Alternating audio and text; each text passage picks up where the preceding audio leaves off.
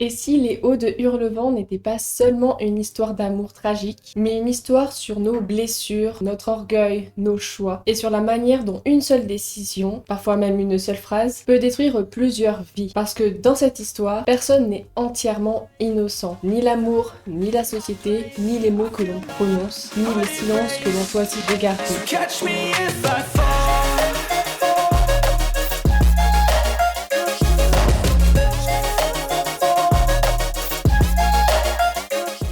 Hello mes lucioles, moi c'est Etna, j'espère que vous allez bien. Aujourd'hui je vous propose quelque chose d'un peu différent de ce que je fais habituellement ici, parce que récemment j'ai vécu deux expériences qui m'ont profondément marqué. Alors j'ai lu Les Hauts de Hurlevent d'Emily Brontë, et quelques semaines plus tard j'ai découvert l'adaptation cinématographique réalisée par Emerald Fennell. Ces deux œuvres m'ont vraiment touchée, elles m'ont bousculée, et surtout elles ont réveillé en moi des réflexions que j'avais déjà sur l'amour, sur les blessures, sur les choix, sur ce que les autres font de nous et ce que nous faisons de nous-mêmes. Alors j'ai eu envie de partager tout ça avec vous. Pas sous la forme d'une critique, pas pour vous dire si l'un est meilleur que l'autre, mais pour explorer ensemble ce que ces deux œuvres nous disent de l'être humain, ce qu'elles nous disent de nous. Avant d'aller plus loin, laissez-moi vous présenter rapidement ces deux œuvres et leurs créatrices.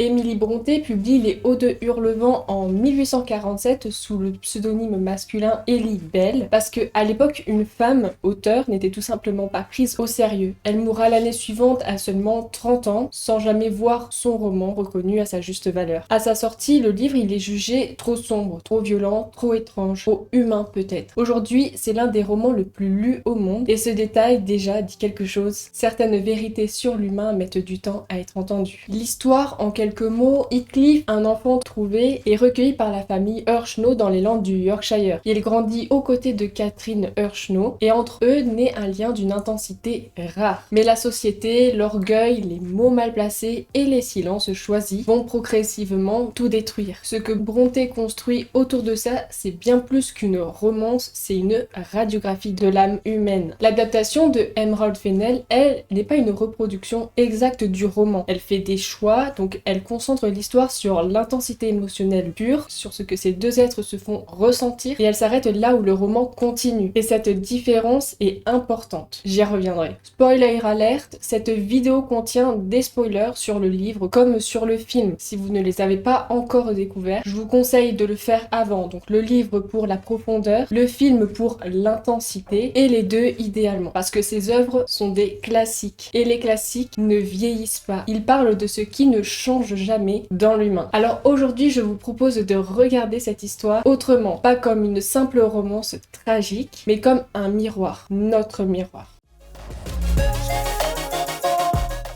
Pour comprendre tout ce qui va suivre, il faut d'abord comprendre qui sont vraiment ces personnages. Pas en surface, mais en profondeur. Donc Heathcliff d'abord est un enfant abandonné. On ne sait pas d'où il vient, on ne sait pas qui sont ses parents, il est recueilli par charité et toute sa vie on le lui fait sentir. Hindley, le frère de Catherine, le traite en fait comme un inférieur dès l'enfance. Donc la société le regarde comme un étranger, comme quelqu'un qui n'a pas sa place. Heathcliff y grandit donc avec une conviction profondément ancrée. Il ne vaut rien. Ou plutôt, il vaut ce que les autres ont décidé qu'il valait. Et dans ce monde hostile, il y a une seule exception, Catherine. Elle le voit autrement, elle ne voit pas un étranger ou un inférieur, elle voit quelqu'un. Et cette reconnaissance, cette seule reconnaissance, qui devient l'unique fondation affective de toute sa vie. Catherine, elle, est tiraillée entre deux versions d'elle-même depuis le début. D'un côté, la femme libre, sauvage, qui court dans les Landes, avec Heathcliff, et qui se sent pleinement vivante à ses côtés. Et de l'autre côté, la femme que la société attend qu'elle soit. Donc éduquée, bien mariée, respectable. Ces deux versions ne peuvent pas coexister dans le monde où elle vit. Et c'est là que commence vraiment la tragédie. Parce que Catherine fait un choix. Donc elle décide d'épouser Edgar Linton, riche, stable, socialement acceptable, mais elle se raconte une histoire pour rendre ce choix supportable et se convainc que ce mariage lui permettra d'aider Heathcliff, de le soutenir grâce à la position d'Edgar. C'est une rationalisation, c'est une façon d'éviter de regarder en face ce qu'elle est en train train de faire, c'est-à-dire trahir ce qu'elle ressent profondément pour suivre ce que la société attend d'elle. Ce mécanisme, il est universellement humain. Combien de fois avons-nous fait la même chose à une échelle moins dramatique? Se convaincre qu'on prend la bonne décision, construire un raisonnement autour d'un choix qu'on a déjà fait pour ne pas avoir à admettre la vraie raison. On se raconte des histoires et parfois ces histoires elles coûtent très cher. Ici entre en scène un personnage essentiel que l'on sous-estime souvent, Nelly Dean. Dans le roman, Nelly Dean est la narratrice principale, c'est elle qui raconte toute l'histoire. Ce choix de Brontë n'est pas anodin et j'y reviendrai. Mais d'abord, qui est Nelly? Alors dans le film de Fennel, Nelly est une bâtarde recueillie et aussi devenue dame de compagnie, puis domestique. Elle a donc grandi dans une position similaire à celle de Heathcliff, sans statut, sans légitimité sociale. Mais là où Heathcliff se rebelle contre ce système, Nelly l'intègre complètement. Elle adopte les valeurs de ceux qui la dominent. La stabilité, le bon mariage, la réputation. Pas par hypocrisie consciente, mais parce qu'elle n'a jamais questionné ce cadre. C'est sa vision du bonheur. C'est la seule qu'elle connaisse. Et quand Catherine délaisse Nelly pour Heathcliff, quelque chose se brise. Ce n'est pas simplement de la jalousie, c'est une trahison profonde. En fait, Nelly avait construit quelque chose avec Catherine, une relation, une place, une sécurité. Heathcliff efface tout ça en arrivant. Et ce que Nelly va faire ensuite, consciemment ou non,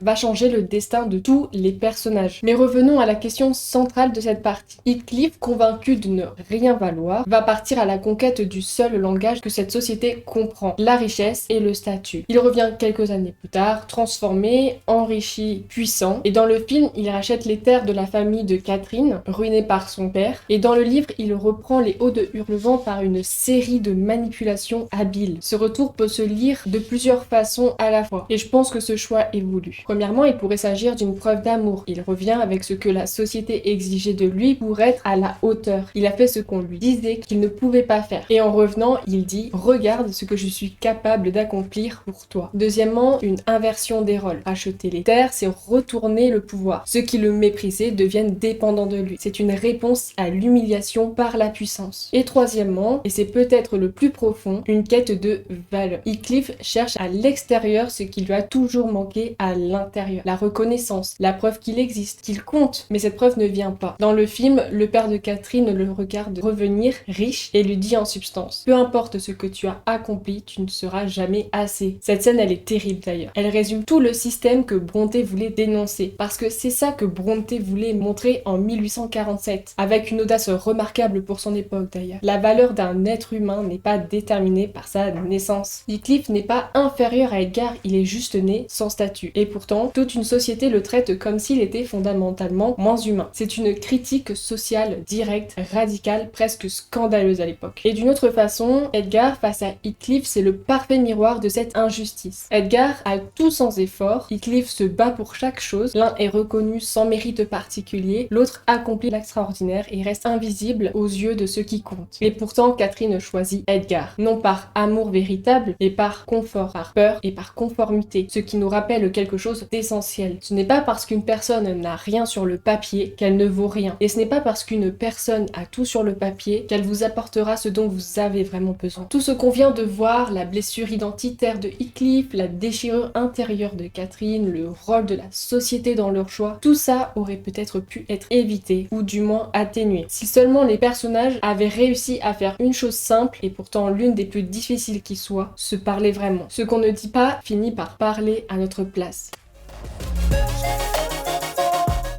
Il y a une scène dans le livre et dans le film qui est, à mes yeux, le point de bascule de toute l'histoire. Et elle ne tient qu'à quelques mots. Ou plutôt, à quelques mots entendus hors contexte. Catherine et Nelly parlent dans la cuisine. Catherine dit qu'épouser Heathcliff la dégraderait socialement. Et Heathcliff est là, caché, il entend. Dans le livre, il est allongé sur un banc. Dans le film, il est derrière une porte. Mais dans les deux cas, Nelly le voit. Et dans les deux cas, Nelly choisit de ne rien dire. Et elle ne le dit pas à Catherine. Elle ne dit pas à Catherine, il est là, parle-lui. Elle laisse les mots destructeur exister et Heathcliff part. Il n'entend jamais la suite. Il n'entend jamais je l'aime plus que tout, il est mon âme. Il n'entend que la blessure. Dans le film, Catherine réalise l'erreur de son choix. Elle veut annuler le mariage, elle veut tout arrêter, mais il est déjà parti. Donc c'est déjà trop tard. Cette scène dit quelque chose de bouleversant sur le pouvoir des mots et des silences. Une phrase entendue à moitié peut détruire une vie entière. Et quelqu'un qui choisit de ne pas transmettre une vérité porte une part de responsabilité dans ce qui suit. Mais je ne veux veux pas que vous reteniez uniquement ceci, parler au bon moment, parce que le bon moment n'existe pas. Il n'y a pas de moment parfait pour dire ce qu'on ressent. Il y a juste maintenant ou pas du tout. Heathcliff également n'a jamais dit clairement à Catherine « Je t'aime, je veux passer ma vie avec toi, je veux te protéger ». Ce n'est pas qu'il en était incapable. Il y a dans le livre des moments où il exprime que Catherine est tout pour lui. Mais ce qu'il exprime, c'est une possession, une obsession. Tu es à moi, pas je veux ton bonheur, pas je veux construire quelque chose avec toi. Et ça, ce n'est pas un hasard. C'est directement lié à ce que la vie lui a appris sur l'amour. Quand on grandit dans un environnement d'humiliation et de violence, on apprend souvent une version tordue de l'amour. On associe l'amour à l'intensité douloureuse, à la peur de perdre, à la possession, pas à la tendresse, pas à la sécurité, pas à la liberté partagée. Heathcliff aime Catherine profondément, sincèrement, mais il ne sait pas aimer sans blesser. Il confond intensité et amour. Il confond obsession et fidélité. En fait, tout ce qu'on vit nous forge, mais ça ne nous condamne pas. L'humain peut évoluer, réfléchir, choisir autrement. Heathcliff, lui, ne l'a pas fait. Et c'est peut-être sa tragédie la plus profonde. Pas ce qu'on lui a fait, mais ce qu'il a choisi de faire avec ce qu'on lui avait fait. Catherine, de son côté, ne dit jamais totalement la vérité non plus. Elle ne dit jamais vraiment à Heathcliff ce qu'elle ressent, ce qu'elle voudrait, ce dont elle a besoin. Elle dit des demi-vérités. Elle se cache en fait derrière des raisonnements. Et quand elle se laisse mourir, car c'est bien ce qu'il s'agit, elle cesse de manger, elle se consume de l'intérieur. Nelly y voit de la comédie, du caprice, de l'exagération. Il y a un moment d'ailleurs où Catherine dit à Nelly quelque chose de terrible et de vrai à la fois. Tu n'as jamais aimé personne et personne ne t'a jamais vraiment aimé. Ce n'est pas de la cruauté gratuite. En fait, c'est un constat désespéré. Ce qui veut dire, tu ne comprends pas ce que je vis parce que tu n'as jamais vécu ça. Et si tu ne l'as jamais vécu, comment pourrais-tu me comprendre, me prendre au sérieux? Nelly ne comprend pas l'amour dans cette dimension-là. Alors en fait, elle réduit ce qu'elle voit à ce qu'elle peut comprendre, de l'instabilité, du caprice, de l'hystérie. En fait, elle ne réalise pas que la santé mentale de Catherine est en train de s'effondrer. Elle ne prend pas au sérieux les signaux. Et cette incompréhension contribue directement à la mort de Catherine. Ce que ça nous enseigne est universel et douloureux. Une personne malveillante, consciente, fait parfois moins de dégâts qu'une personne sincèrement convaincue d'avoir raison. Nelly ne veut pas faire de mal, mais elle en fait, et énormément. Et maintenant, j'aimerais vous parler de quelque chose de presque vertigineux dans la construction du roman. Dans le livre, c'est Nelly qui raconte toute l'histoire. C'est elle la narratrice. Ce sont ses yeux, ses mots, ses interprétations qui nous parviennent. Brontë fait ce choix délibérément. Elle nous dit « Faites attention, ce récit est filtré. Ces événements sont racontés par quelqu'un qui a ses propres biais, ses propres angles morts, ses propres intérêts. On ne peut jamais être totalement sûr que ce que Nelly raconte est objectif. Elle choisit quoi dire, quoi taire, comment présenter chaque personnage, et Brontë, en nous plaçant dans cette position, nous invite à quelque chose de beaucoup plus grand. Questionner les récits qu'on nous raconte, et ceux qu'on se raconte à nous-mêmes. Qui raconte votre histoire? Qui choisit les mots? Qui filtre les informations? Qui décide de ce qui compte ou non dans votre vie? Parfois c'est la société, parfois c'est votre entourage, parfois c'est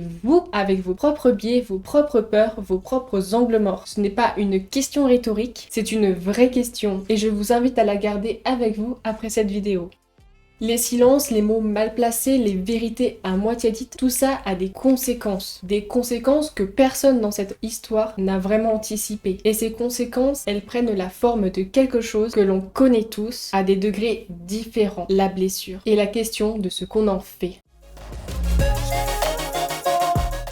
Heathcliff revient, il est riche, puissant, méconnaissable en apparence, mais à l'intérieur, il est le même enfant blessé qui cherche une réponse à une question qu'on lui a posée toute sa vie. Est-ce que je vaux quelque chose? Et la réponse qu'il reçoit du père de Catherine, de la société, du regard des autres, est toujours la même. Non, pas comme ça, pas toi. Alors quelque chose bascule définitivement. L'amour qu'il porte à Catherine existe toujours, mais il est désormais mêlé à quelque chose de beaucoup plus sombre, la vengeance. Et cette vengeance est particulièrement cruelle parce qu'elle est construite comme un miroir. Heathcliff épouse Isabella, la sœur d'Edgar dans le livre, une figure proche dans le film. Il fait ressentir à Catherine exactement ce qu'elle lui a fait ressentir, c'est-à-dire voir la personne qu'on aime se donner à quelqu'un d'autre. C'est calculé, c'est précis, c'est la souffrance renvoyée comme un écho. Mais voilà ce que cette histoire montre avec une honnêteté brutale. Ils se détruisent mutuellement. Catherine détruit Heathcliff en le rejetant socialement. Heathcliff détruit Catherine en revenant revenant parce que sa présence la consume de l'intérieur. Elle ne peut plus vivre normalement après ça. Elle se retrouve entre deux mondes appartenant à aucun et elle en meurt. Est-ce que Heathcliff souffre de la faire souffrir? Oui, mais la vengeance agit comme un anesthésiant. Tant qu'il est dans l'action, dans la destruction, il ne ressent pas pleinement cette contradiction. Dans le livre, il y a des moments où il s'effondre, où il appelle Catherine, où il la supplie même après sa mort. Sur son lit de mort, elle lui dit de ne pas la laisser et lui la supplie de le hanter. Il préfère être hanté par un fantôme que de vivre dans un monde où elle n'existe plus. On blesse parfois ce qu'on aime le plus parce qu'on ne sait pas faire autrement avec sa propre douleur. Ce n'est pas une excuse, mais c'est une réalité qui est profondément humaine. Après la mort de Catherine, Heathcliff aurait pu faire un autre choix. Il reste quelque chose de Catherine dans ce monde. Sa fille, la petite Cathy, elle lui ressemble, elle est sa chair. Elle aurait pu être un lien, une raison de continuer autrement. Mais Heathcliff ne peut pas l'aimer parce qu'elle est aussi la fille d'Edgar, donc la preuve vivante que Catherine a choisi l'autre. Et parce qu'aimer Cathy, ce serait également accepter que Catherine est morte et qu'il faut continuer à vivre. Alors, il préfère s'en servir. Il l'utilise comme un outil de vengeance supplémentaire contre Edgar. La douleur non traitée, en fait, elle ne disparaît pas. Elle se transmet, elle atteint des innocents qui n'ont rien fait. Et dans le livre, contrairement au film qui s'arrête à la mort de Catherine, on voit cette destruction s'étendre sur une génération entière. D'ailleurs, c'est le choix d'Emrad Fennell de concentrer son film sur l'intensité de cet amour, sur ce que ces deux êtres se font ressentir. C'est un choix fort, viscéral et émotionnel. Mais le livre, lui, va plus loin. Il montre en fait les conséquences. Et si le film vous a touché, je vous encourage vraiment à lire le roman ensuite. Vous y trouverez une profondeur supplémentaire qui ne fait qu'amplifier ce que le film a commencé à vous faire ressentir.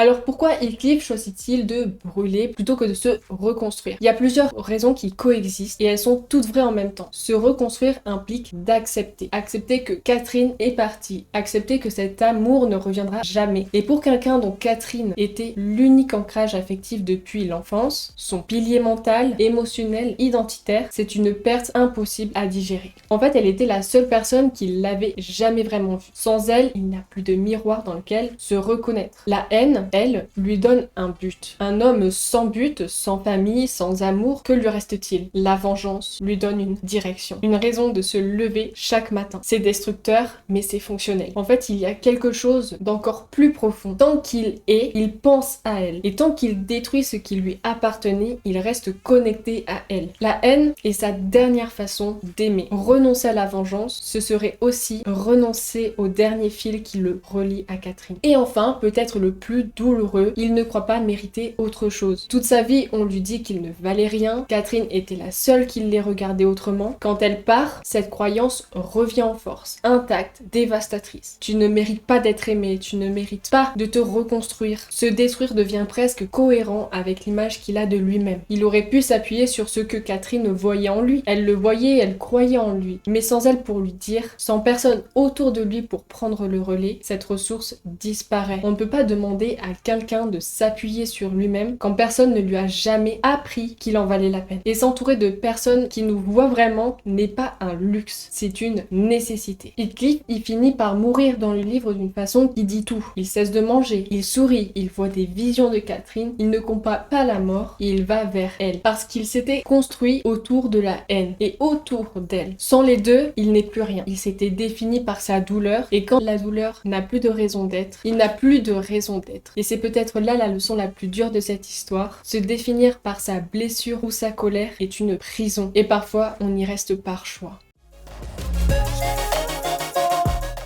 Alors voilà, Léo de Hurlevent, un roman écrit en 1847 par une femme que son époque n'était pas prête à entendre, une adaptation réalisée par une cinéaste qui a choisi d'en garder l'essentiel, l'intensité, la brûlure, ce que deux êtres peuvent se faire ressentir. Ces deux œuvres sont des classiques et les classiques ne vieillissent pas parce qu'ils parlent de ce qui ne change jamais. Les blessures d'enfance qui façonnent des adultes. La société qui décide qui mérite quoi. Les mots qu'on ne dit pas au moment où il le faudrait. pleurer, l'amour qu'on trahit par peur, la vengeance qui détruit bien plus que ce qu'elle visait. Et cette tendance si humaine à préférer plutôt brûler que de faire le douloureux travail de se reconstruire. Tout ce qu'on vit nous forge, mais ça ne nous condamne pas. C'est peut-être ce que j'aurais voulu que quelqu'un dise à Heathcliff. Tu as le droit de souffrir et tu as le droit de choisir autre chose que la destruction. Cette histoire ne parle pas que de lui, elle parle de Catherine qui s'est perdue entre ce qu'elle ressentait et ce qu'on attendait d'elle. Elle parle de Nelly qui a cru bien faire sans jamais questionner ses propres angles morts. Elle parle de tous ces personnages qui n'ont pas dit les choses au moment où il le fallait ou qui les ont dites trop tard ou à moitié. Et quelque part, elle parle de nous. Alors je vais vous laisser avec une question, ou plutôt plusieurs. Dans votre propre vie, est-ce qu'il y a quelque chose que vous n'avez pas dit et que vous devriez dire? Est-ce qu'il y a une blessure que vous portez depuis longtemps et qui commence à ressembler à une identité? Est-ce que vous choisissez votre vie ou est-ce que vous la subissez en vous racontant que c'est raisonnable? Je n'ai pas les réponses pour vous, mais je pense que se poser ces questions est déjà un acte courageux. Si cette vidéo vous a touché, si elle vous a fait réfléchir, dites-le moi en commentaire, je lis tout. Et si vous avez des réflexions sur ces œuvres, sur ces personnages, sur ce qu'ils sont, sur ce qu'ils vous ont évoqué, partagez-les également. Ces conversations, c'est ce que je préfère dans ce qu'on construit ensemble ici. Et si vous n'êtes pas encore abonné au Nid, c'est le moment, abonnez-vous, parce qu'on a encore beaucoup de choses à explorer ensemble. Prenez soin de vous et à très vite mes lucioles dans une prochaine vidéo.